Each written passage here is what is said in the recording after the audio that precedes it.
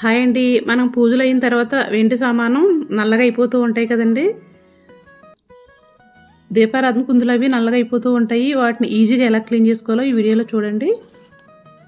కొత్త వాటిలో మెరుస్తూ వచ్చేస్తాయి. ఇలా కనుక ట్రై చేయండి. వీటిని ఒకే ఒక పదార్థంతో ఈజీగా క్లీన్ చేసుకోవచ్చు. ముందుగా వీటిని జిడ్డు పట్టిన కుందులు ఉంటాయి కదా, దీపారాధన కుందులు, దాన్ని కొంచెం బియ్యం పెట్టి తీసేసుకుని చూడండి, ఈ విధంగా రబ్ చేసినట్లయితే కనుక జిడ్డు అంతా పోతుంది, బ్లాక్ కూడా పోతుంది, నల్లగా ఉన్నది కూడా పోతుంది. తర్వాత కొంచెం పేస్ట్ తీసేసుకుని మొత్తం అన్నిటికీ అప్లై చేసేసుకోవాలి. అప్లై చేసేసి ఒక 10 నిమిషాలు అలా పక్కన పుంచేయాలి. ఎంత నల్లగా ఉన్నా సరే కొంచెం 10 నిమిషాలు నానేసరికి మొత్తం తెల్లగా వచ్చేస్తాయి.